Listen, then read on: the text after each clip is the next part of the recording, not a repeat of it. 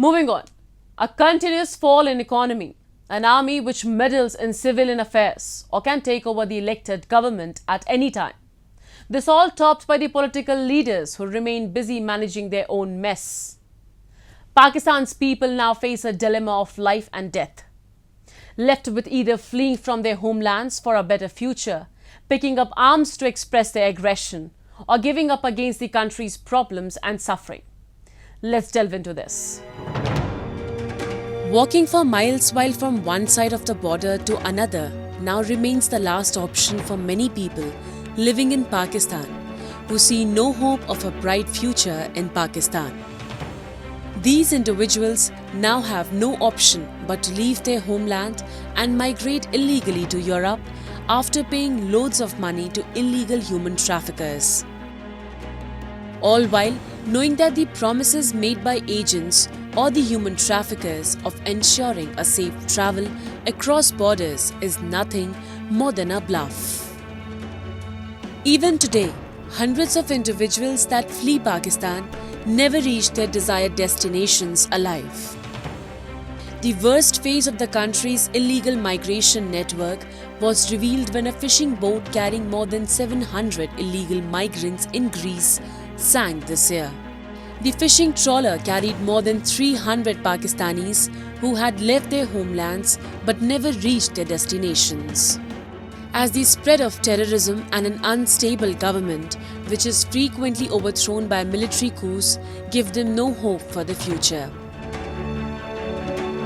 This is the seventh Prime Minister in the history of Pakistan which has been charged and jailed. The Pakistani people, look at it, the Greek boat tragedy happened in June. 750 people on a boat capsized.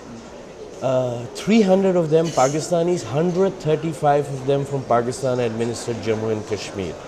Imagine, this is part of a human trafficking business. Now imagine 300 people of Pakistan paid this kind of money, and this is one instance we know of because the boat capsized, running away from their own country because they have absolutely no avenues. Look at the currency rate of the Pakistani rupee. It's in a spiral downfall. So, one can say that this situation in the country is because of terrorism. On the other hand, and both stories are true, because of this situation, there is also terrorism.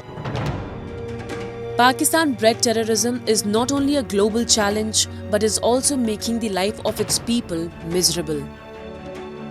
A recent report by the International Labour Organization states that as of December 2019, more than 11 million Pakistanis have proceeded abroad for employment to over 50 countries through official procedures. Any such report, however, leaves aside the number of people trying to flee from Pakistan via illegal means.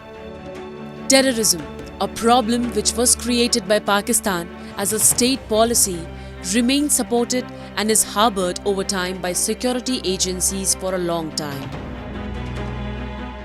This narrative of the Pakistanis, they are victims of terrorism.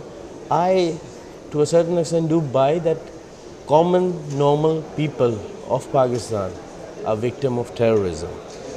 But the only people they have to blame is their rulers for it, because this is something which has been cultivated. It is the chickens coming home to roost.